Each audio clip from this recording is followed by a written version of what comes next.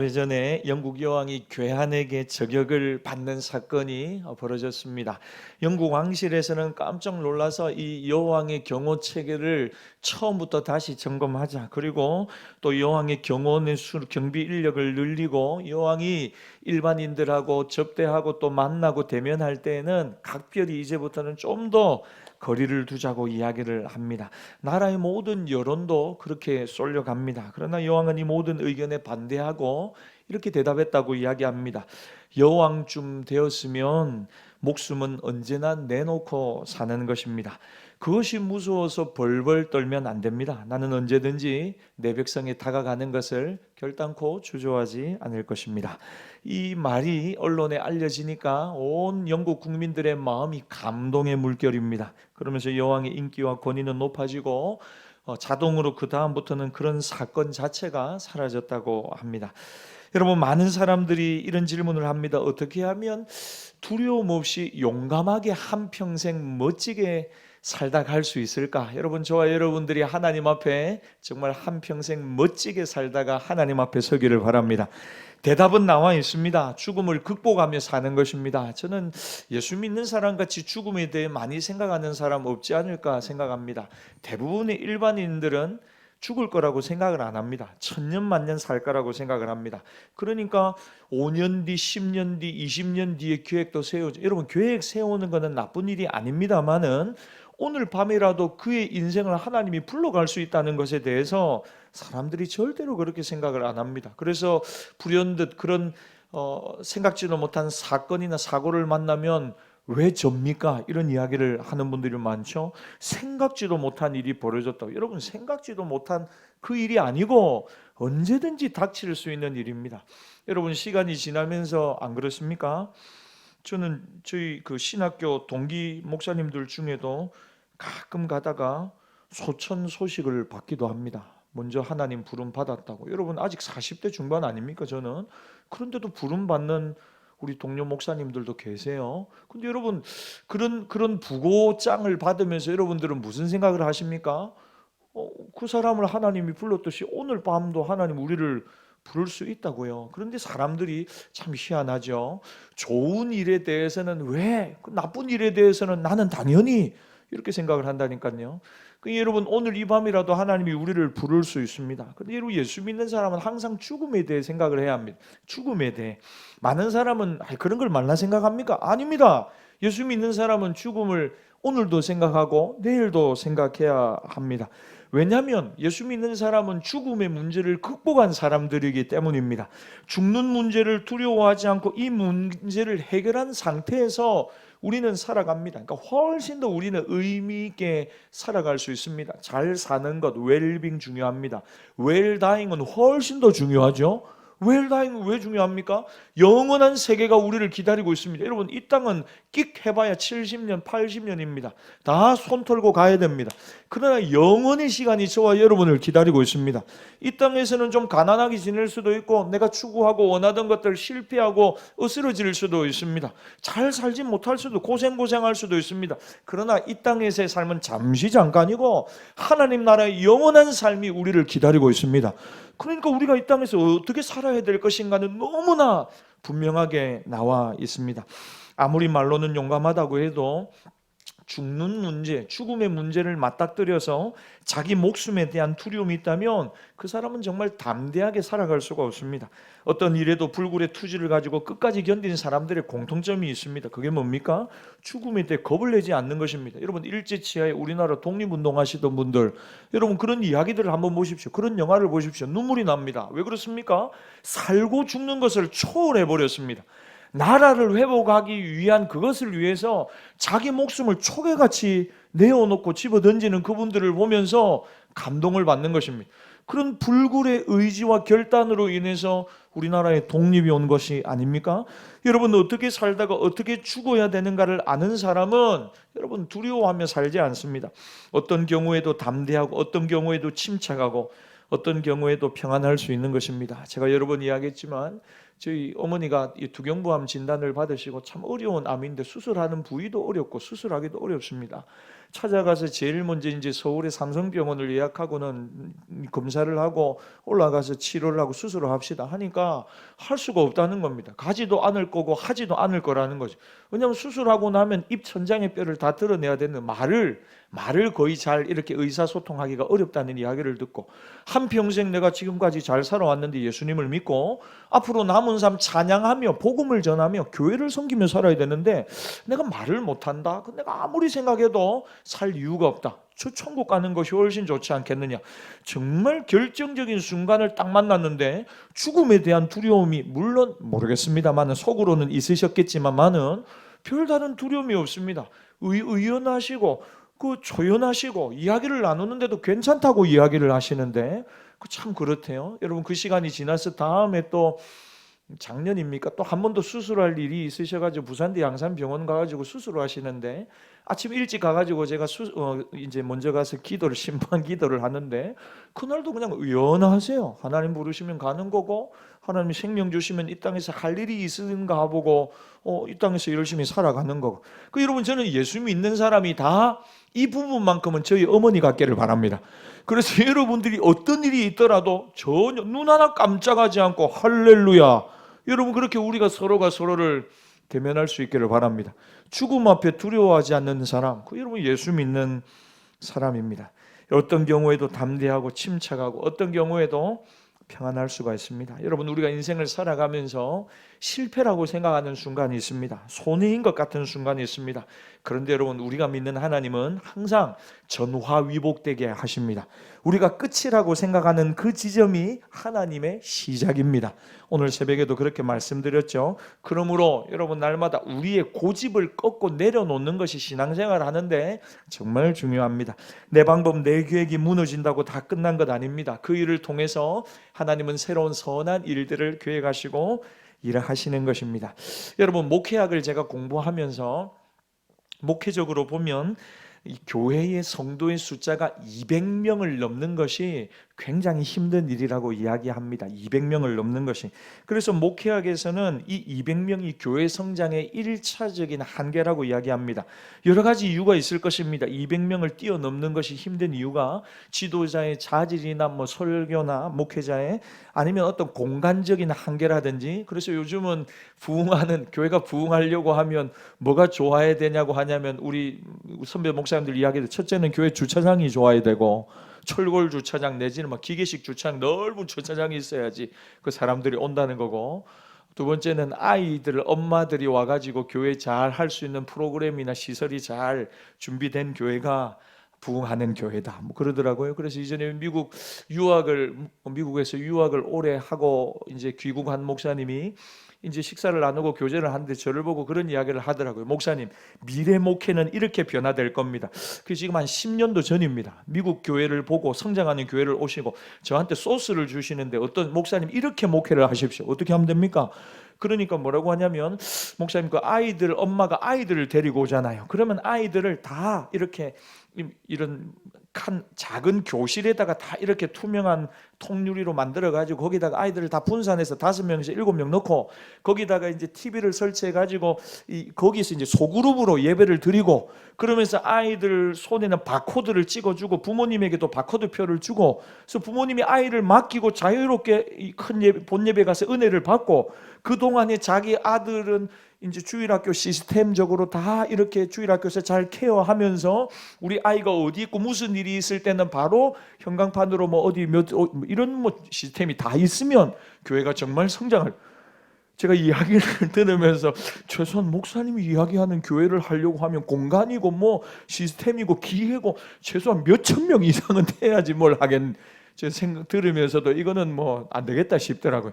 근데 여러분, 어쨌든 미래 목회에 있어서 중요한 건 교회 주차 시설하고 아이들 다음 세대 교육하는 부분들이 굉장히 중요하다고 이야기를 합니다. 그러나 여러분, 더 중요한 게 있습니다. 200명을 뛰어넘기가 힘든 이유가 그게 뭐냐면 200명 정도 되는 성도들이 모이면 어떤 일이 벌어지냐면 자기 주장을 하는 사람들이 곳곳에서 일어나기 시작한답니다.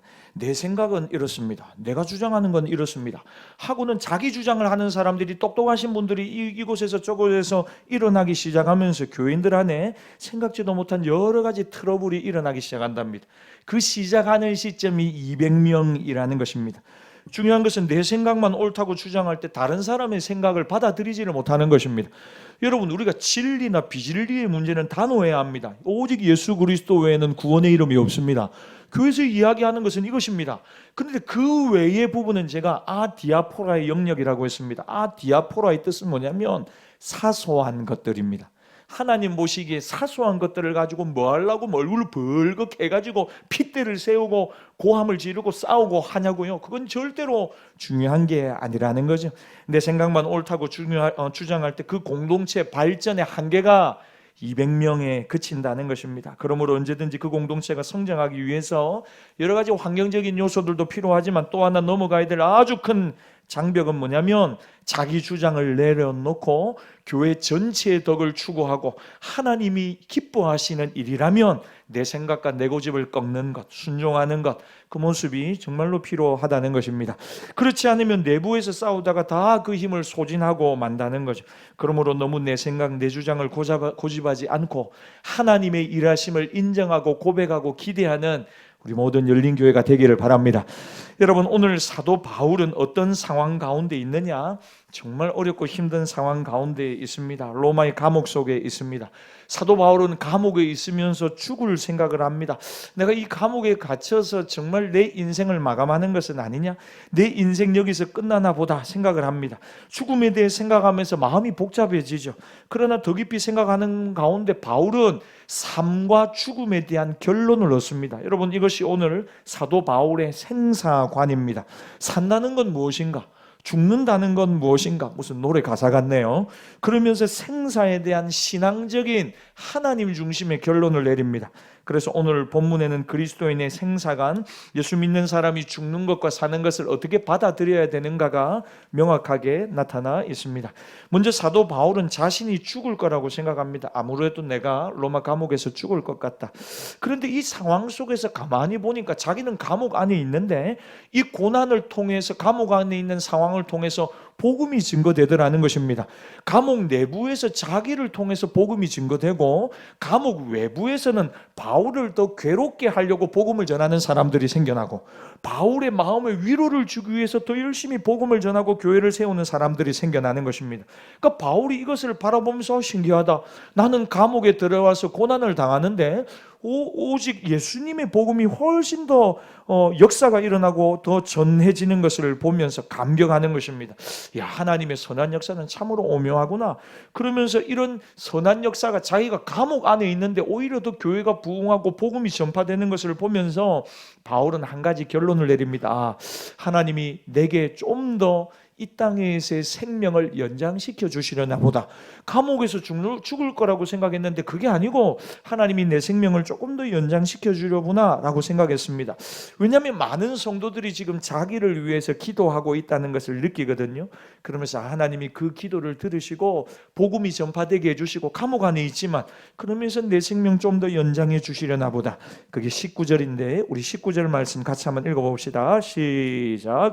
이것이 너희의 간구와 예수 그리스도의 성령의 도우심으로 나를 구원에 이르게 할 줄을 아는 고로. 나를 구원에 이르게 할 줄. 여러분, 여기서 나오는 구원은 뭐냐면 감옥 안에 있는데 감옥 밖으로 이제 기도의 응답으로 나가게 될 것이라는 것입니다.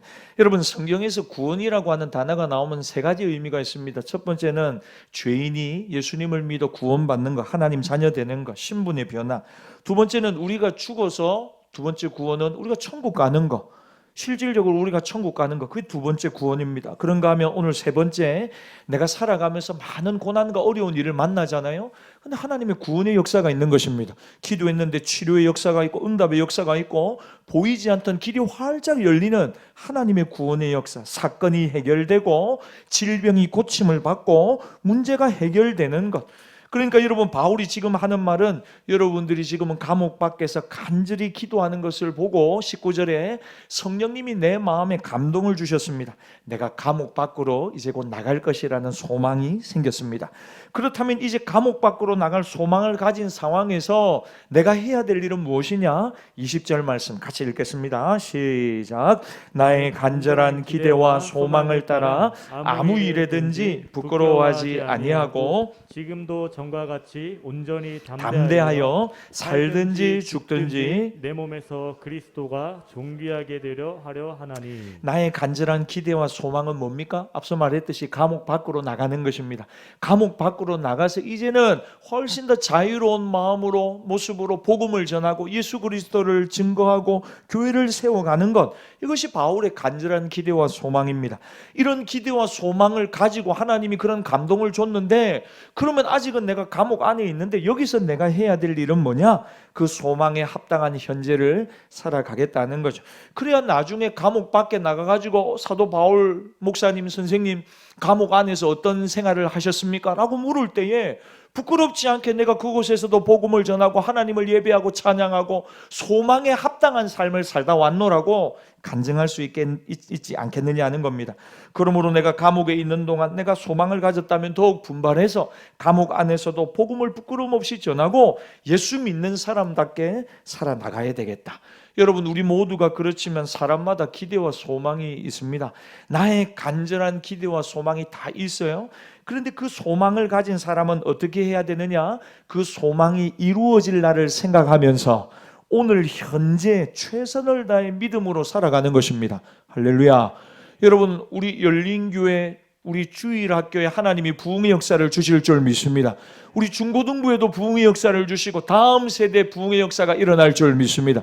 정말 그런 간절한 기대와 소망이 있다면 지금 우리가 해야 될 일은 무엇입니까? 우리 믿음의 자녀들을 양육하고 기도하고 품에 안고 그 아이들을 한 사람 한 사람 말씀 안에 세워가는 그 일에 우리가 전심전력해야 하는 것입니다. 믿음의 씨를 뿌리는 것입니다. 그러면 하나님이 때가 되면 거두게 해주실 줄 믿습니다.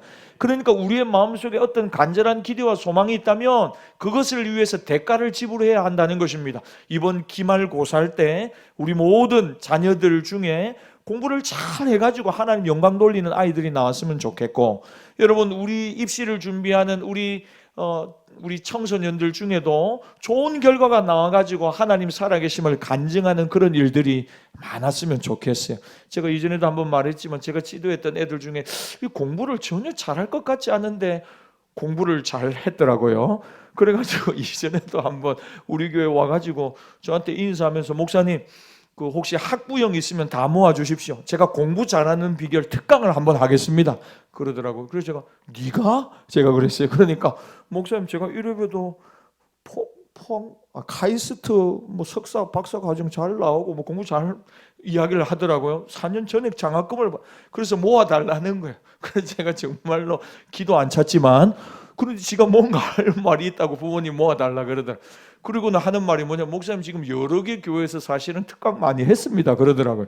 그래서 그날 한번 모아가지고 제가 무슨 말 하려는가 듣고 싶어가지고 뒤에 앉았더니만, 목사님은 좀 나가주십시오 그러더라고요. 제가 앉으면 말을 못한다고. 여러분, 그래가지고는 막 열심히 이렇게 이야기를 하더. 공부를 전혀 못할 것 같던데, 그런데 보니까 열심히 해가지고 지금도 참 좋은 곳에서 일을 하고 있거든요. 그러니까 여러분, 우리의 마음에 간절한 기대와 소망이 있으면 뭘 해야 된다고요? 대가를 지불해야 된다고요. 가을에 추수를 기대하면 봄에 뭘 해야 됩니까? 씨를 뿌리고 땀을 흘리고 수고하고 열심히 뛰어야 하는 거죠. 저는 여러분, 우리 열린교회가 복음을 전하는 일에 정말 더 열심을 낼 수 있기를 바랍니다. 왜 그렇습니까? 여러분, 복음 전하는 거는요, 절대로 손해가 없습니다. 절대로 허탕치지 않습니다. 때가 되면 하나님이 열매를 거두게 하십니다. 그런데 신기한 거고 재밌는 건 뭐냐면, 우리는 이쪽에서 복음을 전했는데 엉뚱한 곳에서 열매를 거두기도 하고, 우리는 뭡니까? 붕어빵을 하기도 하고 국수를 하기도 하고 여러 가지를 열심히 하기를 했는데 전혀 다른 곳에서 사람들이 막 몰려오는 것입니다. 아이고, 어떻게 왔습니까? 하면 우리가 전도해가지고 온 사람들 없어요. 그런데 엉뚱한 곳에서 돌고 돌다가 열린교회에 딱 앉아있는 것입니다. 하나님이 그렇게 일하시는 줄 믿습니다. 우리가 해야 될 일은 복음을 그저 뿌리는 일입니다. 그러니까 여러분, 우리가 기대와 소망을 가지고 있다면 오늘의 최선을 다해서 열정을 다해서 우리가 해야 될 대가를 지불해야 하는 것입니다.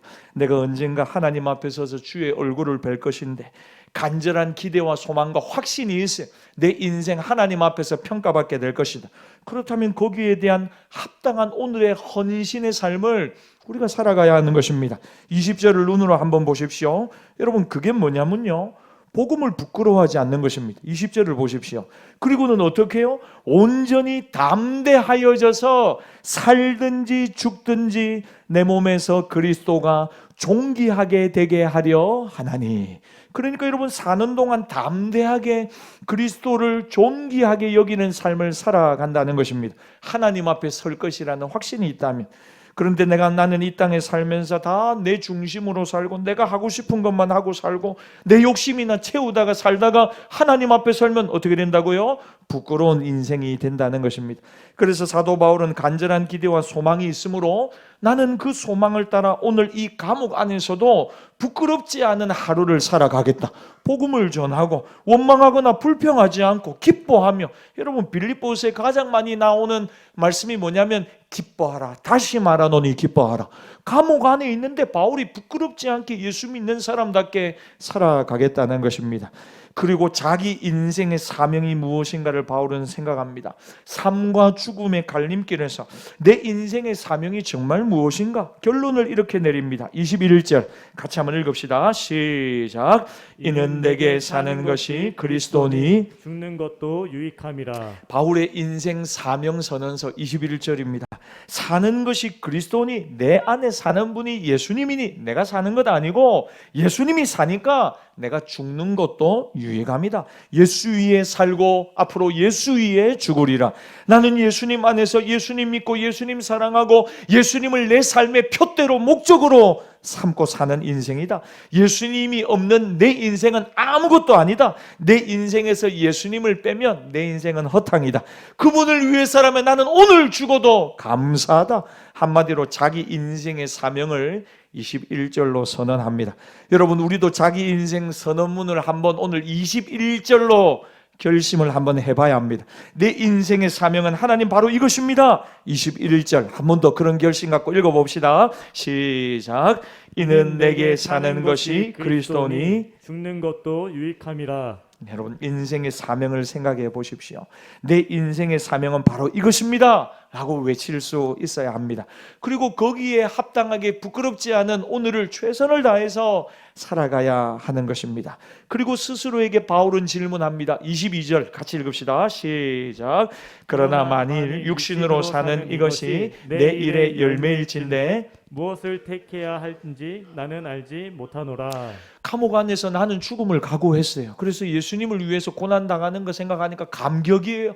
이제는 내가 예수 믿는 사람 때려 죽이고 막 사람들 감옥에 쳐넣고 했는데, 그런 내가 이제 예수님을 자랑하다가 감옥에 들어왔고 얼마나 두들겨 맞았는지, 그날 낮에 맞았는데 저녁쯤 되어서 눈을 뜨니까 눈물밖에 나지 않고 감격밖에 되지 않더라는 거죠. 하나님, 나 같은 사람 이제 그리스도의 복음에 고난에 참여하는 사람 만들어주셔서 너무너무 감사합니다. 그리고는 그 감옥에서 이제는 시간이 지나 죽을 거라고 생각했거든요. 근데 그게 아니에요. 하나님이 나를 통해 더 하실 일이 있을 것 같아요. 그래서 생각을 합니다. 내가 이 감옥에서 내 인생 끝내는 게 좋은가? 아니면 내가 조금 더 사는 게 좋은가? 지금 가는 게 좋은가? 아니면 더 사는 게 좋은가? 나는 잘 모르겠다. 22절의 고민이 바로 이 내용입니다.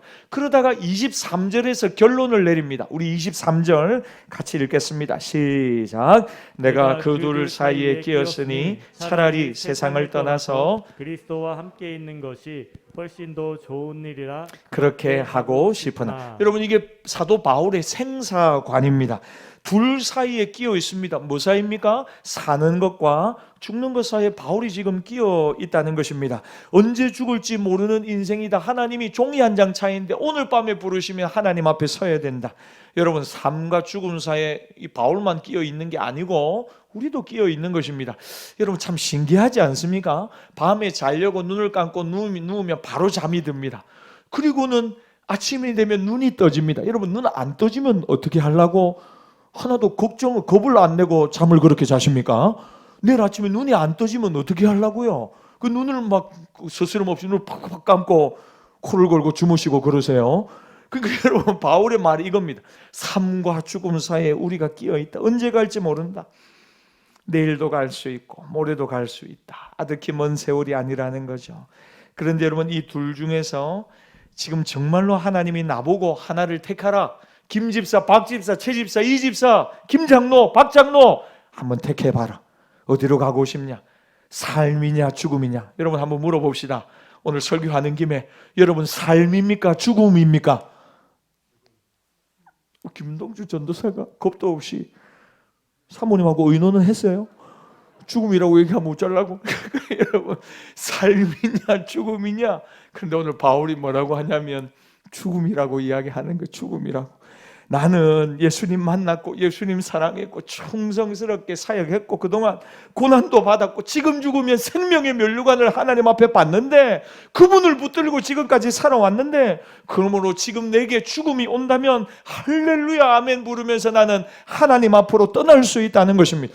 그리고 아무리 생각해 봐도 여러분, 살아가는 게 좀 피곤하지 않습니까? 돈 버는 것도 피곤하고 먹는 것도 피곤하고 보는 것도 피곤하고 어디 여행 가는 것도 피곤하고 보는 것도 피곤하고, 기쁨도 있습니다.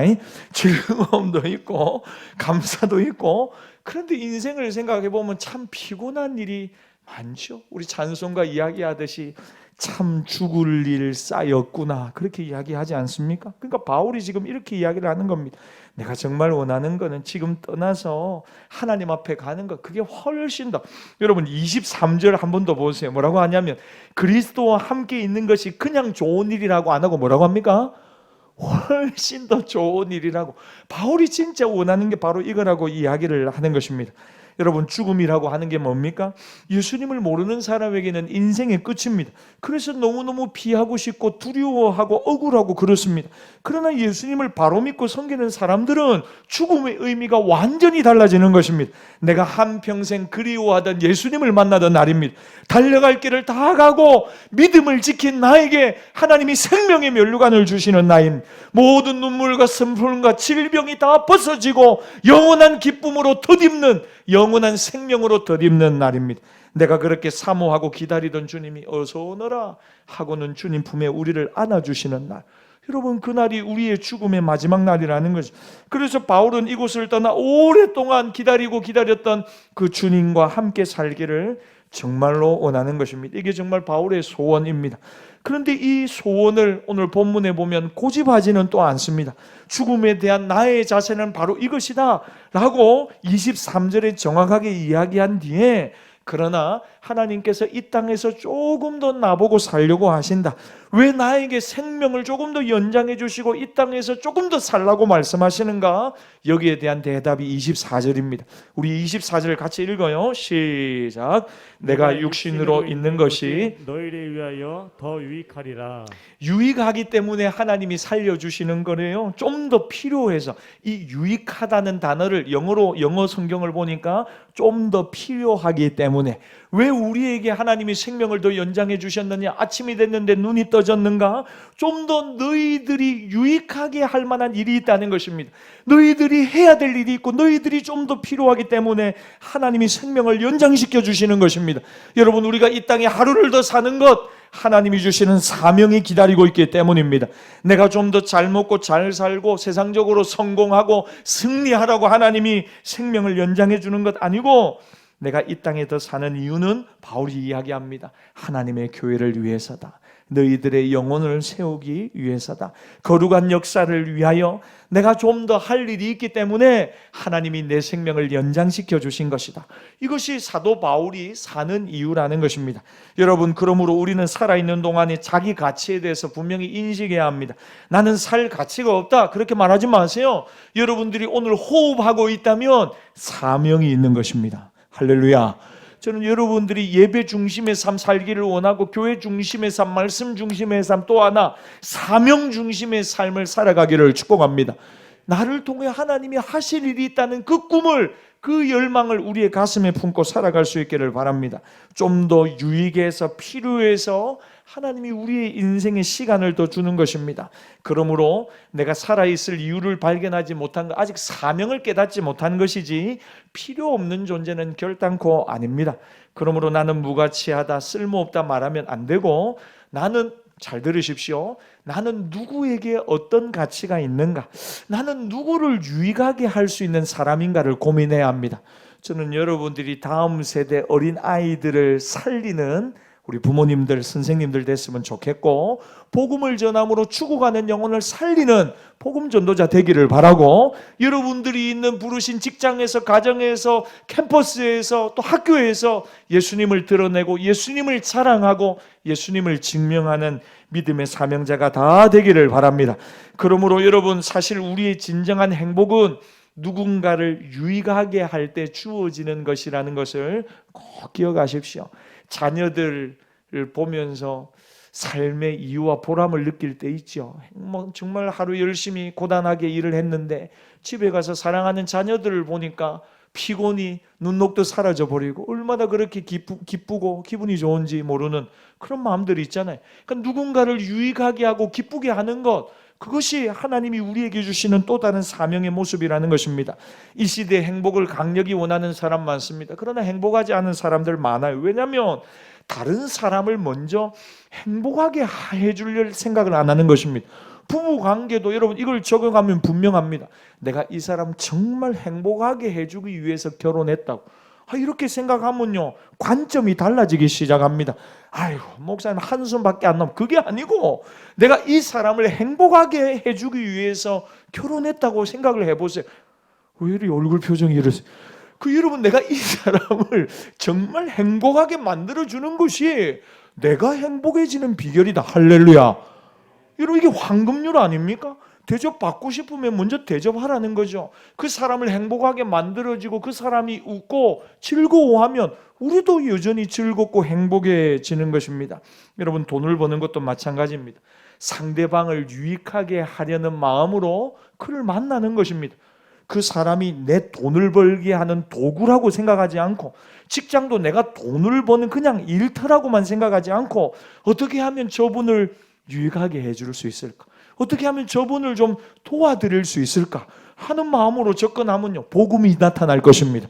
그리고 하나님은 그런 여러분들에게 분명히 복을 주실 줄 믿습니다. 여러분, 저는 신앙생활을 하면서 이런 생각을 많이 합니다. 하나님은요, 정말 복 한 손을 들고 축복의 권능의 손을 드시고 내가 누구를 축복할까? 내가 누구에게 복을 퍼부어 줄까? 하나님은 아마 그런 사람을 찾고 찾으실걸요. 왜냐하면 하나님 복음의 영향력들, 하나님의 축복의 영향력들이 아브라함처럼 흘러가는 사람을 하나님은 기다리지 않겠습니까? 그러니까 여러분, 복을 달라 말라 이럴 필요도 없어요.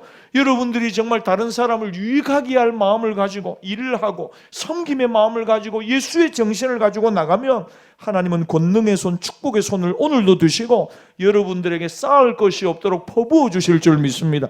우리가 믿는 하나님은 놀라우신 하나님이십니다. 그러니까 여러분, 누구에게 얼만큼 유익을 주는가가 행복의 척도입니다. 그것을 위하여 내 남은 인생이 있다는 것입니다. 죽음이라고 하는 것, 지금이라도 하나님 앞에 가는 건 내 소원입니다. 사도 바울의 생사관입니다. 그러나 오늘 내가 살아있으면 필요해서 유익하기 때문에 나를 통해 하나님이 하실 일이 있기 때문입니다. 이것이 사도 바울의 인생관입니다. 이것이 그의 소망이고 가치관이었습니다. 여러분, 이런 말씀 들으니까 정말로 우리도 천국 가고 싶지 않습니까? 개인적으로 생각하면 어차피 천국 가는데 빨리 천국 가고 싶습니다. 죽는 거 걱정할 거 없습니다. 뭐 해놓은 건 없지만 지금이라도 하나님이 부르시면 아멘 할렐루야 하나님 앞에 가고 싶습니다. 그런데 문제는 유익하게 하기 위함, 이 부분이 남아 있습니다. 무엇을 위해서? 가족이 남아 있습니다.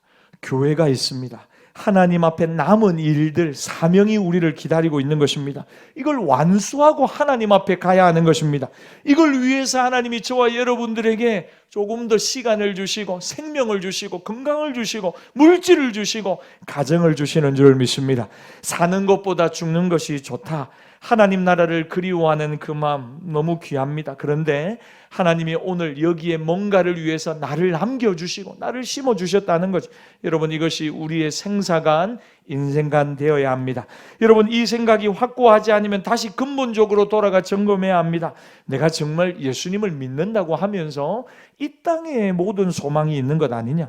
우리의 소망은 저 천국에 있는 줄 믿습니다. 이 땅에서의 삶은 여러분 정말 잠시 잠깐입니다.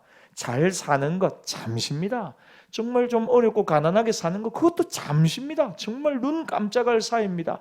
아프고 병들어서 이 땅 사는 것 너무 걱정하지 마십시오. 잠깐입니다. 하나님 앞에 설 날이 점점 더 다가오고 있습니다. 가장 어리석고 비겁한 사람은 누구냐? 그 사실을 알면서도 자기 자신만을 위하여 살고 그러면서 죽음 앞에 벌벌벌 떠는 사람입니다. 내가 그동안 벌어놓은 게 얼만데, 쌓아놓은 게 얼만데, 내가 지금까지 가지고 있는 게 얼만데 내가 이거 다 써보지도 못하고 내가 죽음을 맞아야 된다고 생각하면 정말 두렵지 않겠습니까? 벌벌벌벌 떨죠. 세상 사람들이 다 그렇습니다. 성경은 정반대를 이야기합니다. 절대로 죽음을 두려워하지 말라는 것이, 이 땅에서의 영광은 여러분 하나님 나라에 가면요 태양 앞에 반딧불 봐도 못합니다. 여러분 그 천국의 영광이 저와 여러분을 위하여 기다리고 있습니다. 여러분 사는 것이 그리스도인이 죽는 것도 유익함이라. 예수님 위에 살다 예수님 위에 죽겠다는 것입니다. 거기에 내 생명을 걸었다. 여러분 이것이 사도 바울의 인생관입니다. 내 삶이 이미 행복과 목적이 예수님께 있습니다. 주님을 위해서라면 죽어도 좋습니다. 나는 그것을 원합니다.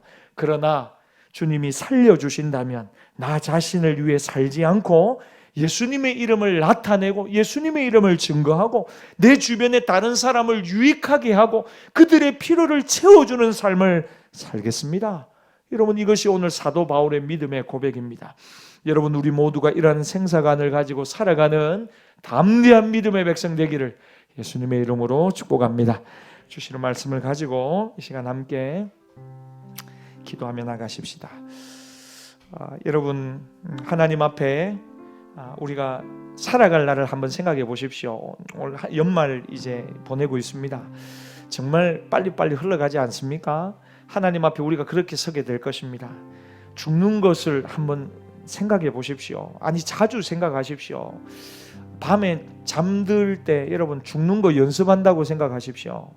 이렇게 눈 감고 있다가 그냥 이렇게 가는 것이구나 그렇게 생각하십시오. 매일 밤마다 잠드는 그 시간에 하나님 앞에 내가 죽는 것을 연습하십시오. 이대로 내가 만약에 삶이 끝난다면 어떻게 될까 한번 생각을 한번 해보십시오. 그리고 한번 잠들어 보십시오. 그러면서 여러분 매 순간 하나님 앞에 자신을 내려놓는 훈련을 하십시오. 하나님 정말 예수님으로 살게 하옵소서. 내 안에 있는 욕심과 미움과 정말 나를 위해 사는 비겁한 삶 그리고 죽음을 두려워하는 삶이 아니라 오늘 밤이라도 하나님이 부르시면 두려워하지 않고 할렐루야 주님 감사합니다 하고 그 사랑하는 주님 품에 안길 것을 한번 생각해 보십시오. 그러면요 얼마나 기쁜지 모릅니다. 얼마나 감격스러운지 모릅니다. 이 시간 한번 기도할 때 하나님 살든지 죽든지 예수님을 드러내고 나타내고 주님께 영광 돌리는 삶을 살아가는 우리 모두가 되게 하여 주시옵소서. 혹여나 우리 중에 죽음에 대한 공포가 아직도 있는 분들이 있다면 다시 한번 하나님 앞에 서게 될 것입니다. 예수 십자가의 보혈의 공로만을 의지하며 예수님이 길이고 진리고 생명이십니다. 예수님 내 안에 계시죠. 그 예수님 붙들고 믿음으로 일어서게 하여 주시옵소서. 그 예수님에게 내 모든 생명을 걸고 죽음도 걸고 주님과 함께 살아가는 우리 모두 되게 해달라고 우리 주신 말씀 가지고 주여 한번 부르짖고 한번 결단하면 기도하며 나갑시다. 주여 하나님 아버지 감사합니다. 주님 영광 위하여 살게 하옵소서. 주님 영광 위하여 살게 하옵소서. 하나님 아버지 하나님 영광 위하여 살아가는 우리 모두가 되게 하여 주시옵소서. 하나님 세상을 연눈질하거나 하나님 두려워하거나 불안해하지 않게 해주시고 하나님 앞에 설 날을 생각하며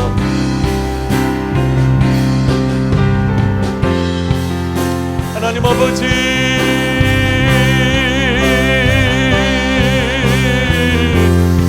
하나님 사나 죽으나 주의 영광 위하여 살게 하옵소서. 주님 영광 위하여 죽게 하옵소서. 하나님 우리 삶의 마지막이 하나님 앞에 부끄럽지 않게 하여 주시고 하나님 영광 위하여 날마다 믿음으로 결단하며 살아가는 우리 모두가 되도록 잡아주시옵소서. 우리 시간 한 번 더 그렇게 결단하면서 기도하십시다. 여러분 우리의 삶에 이미 행복과 목적이신 예수님을 우리가 만났지 않습니까? 삶의 방향을 발견하고 길을 찾았지 않습니까? 그러면 하나님이 이 땅에서 우리의 삶을 조금 더 연장해 주는 것은 무엇입니까? 그 간절한 기대와 소망을 따라서 부끄럽지 않게 살라는 것입니다. 이 땅에서 최선을 다해 복음을 위하여, 하나님 영광 위하여 하나님의 교회를 유익되게 하면서 하나님 앞에 살아가라는 것입니다. 여러분, 내일이 없습니다. 다음이 없는 겁니다. 하나님이 기회 주실 때가 바로 그 순간입니다. 그래서 미루지 말고 하나님 앞에 날마다 오늘 하루 최선을 다하여 부끄럽지 않게 간절한 기대와 소망을 따라 살아가는 우리 모두 되게 하여 달라고, 하나님 앞에 사명 붙들고 살아가게 해달라고, 허랑방탕하지 않고 허송세월 보내지 않고 자기 자신을 위하여 이기적으로 살지 않고 복음을 위하여 하나님 나라 영광 위하여 살아가는 우리 모든 성도들 되게 해달라고, 우리 한 번 더 결단하며 기도하며 나갑시다. 주여, 주님,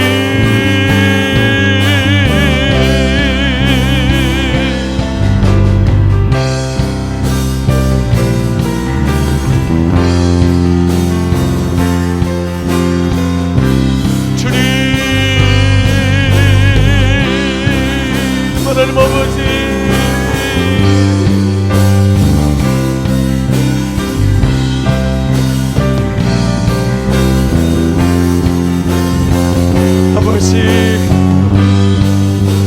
하나님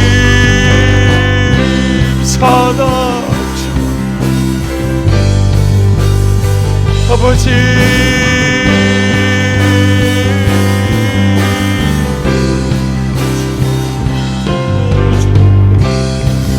하나님 아버지, 하나님 아버지,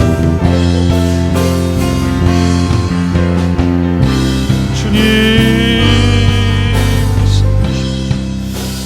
여러분 한 번 더 위해 기도하십시다. 우리 김형곤 집사님 따님 되는 우리 연주 자매를 위해서 기도합시다. 20대 중반인데 자궁경부암으로 이제 수술을 앞두고 있습니다. 서울 지역에 병원을 찾고 있는데 병원이 잘 연결되게 해주시고 치료도 잘 될 수 있도록, 이 일을 통해서 사랑하는 연주가 하나님 만나고 복음 안에서 소망을 발견하도록 도와달라고 기도해 주십시오. 또 우리 김윤희 집사님 부친 되시는 김종수 성도님 위해서 기도하겠습니다. 식사를 많이 못하셔서 살이 많이 빠지셨습니다. 폐렴으로 또 폐 기능이 많이 저하되어 있습니다. 지금 백병원에 계신데 은혜 베풀어 주셔서 복음이 들어가게 하시고 구원의 역사가 임하게 하여 주시옵소서. 또 여러분, 우리 윤장원 목사님을 위해서 한번 기도해 주십시오. 여러 가지 어려운 상황이 있습니다. 그래서 조금 이제 하나님 앞에 설 날을 준비하고 계신데 우리 목사님에게 하나님 평안을 주시고 강하고 담대한 마음 주시고, 또 하나님 앞에서 정말 참 소망을 가지고 살아가는 목사님 되도록 붙잡아 달라고, 은혜 베풀어 달라고, 또 우리 윤장원 목사님을 위해서 한번 기도해 주십시오. 그 외에 우리 많은 병약한 성도들 계십니다. 또 우리 오늘 양필순 집사님 인공관절 수술하셨는데 잘 회복되도록 하나님 붙잡아 달라고, 우리 마지막으로 모든 환우들을 위하여 하나님 고쳐주시고 치료하여 주시고 만져달라고, 우리 김영신 집사님 위해서 우리 주여 한번 부르짖고 마지막으로 한번 기도합시다. 주여,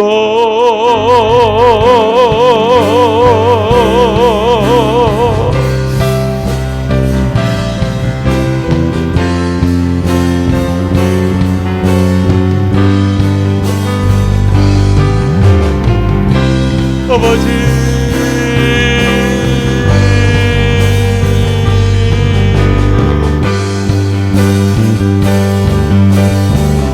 아버지,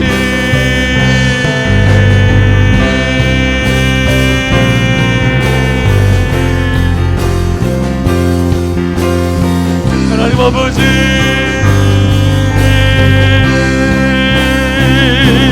그러므로 나는 살아 죽으나 주님의 것이요, 살아 죽으나 살아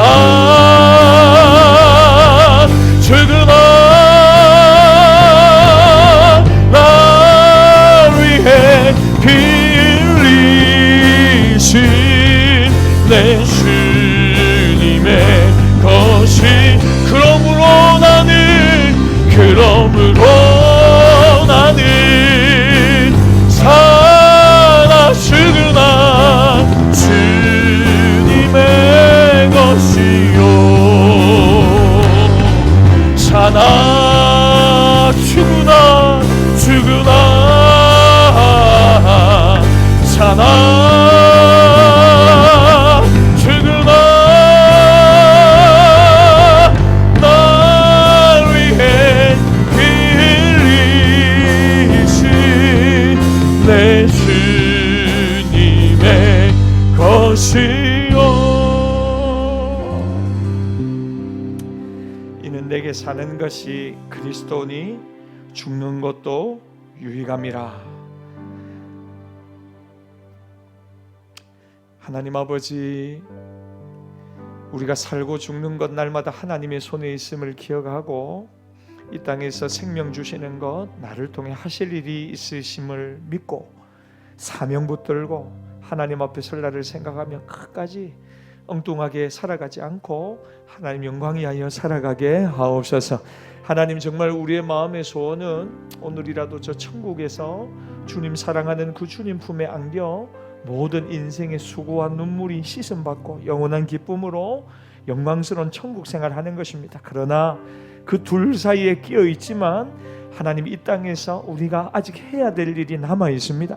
하나님이 부르시면 언제라도 할렐루야 아멘 부르고 하나님 앞에 담대하게 설 날을 준비하며 살아가고, 또 하나님 앞에 가진 그 소망 때문에 이 땅에서 부끄럽지 않도록, 간절한 기대와 소망을 따라 부끄럽지 않도록 하나님 여전히 섬기며 우리 주변에 많은 이들을 일으켜 세우고 또 하나님의 교회를 아름답게 세워가는 우리 모든 교회 직분자들이 다 되게 하여 주시옵소서. 하나님, 이제는 아무도 자기 자신을 위하여 사는 자들이 없게 하여 주시고 하나님 영광 위하여, 복음을 위하여, 사명을 위하여 살아가는 모든 주의 종들이 다 되게 하여 주시옵소서. 하나님 아버지, 육신적인 연약함 겪고 있는 성도들 치료하여 주시고 위로하여 주시고 어려운 일들 속에서 하나님 살아계심을 더욱더 체험하고 하나님의 평강을 누리는 우리 모든 성도들 되게 하여 주시옵소서. 지금은 우리 주 예수 그리스도의 은혜와 독생자를 주신 아버지 하나님의 변함없는 사랑과 성령님의 감동 감화 위로 권고하시는 은총이 살든지 죽든지 우리 안에 계신 예수님의 이름만 존귀하게 되고 주님만 영광 돌리기를 결단하는 사랑하는 모든 주의 백성들의 심령 위에, 악길 위에, 가정 위에 지금부터 영원토록 함께 있을지어다. 아멘.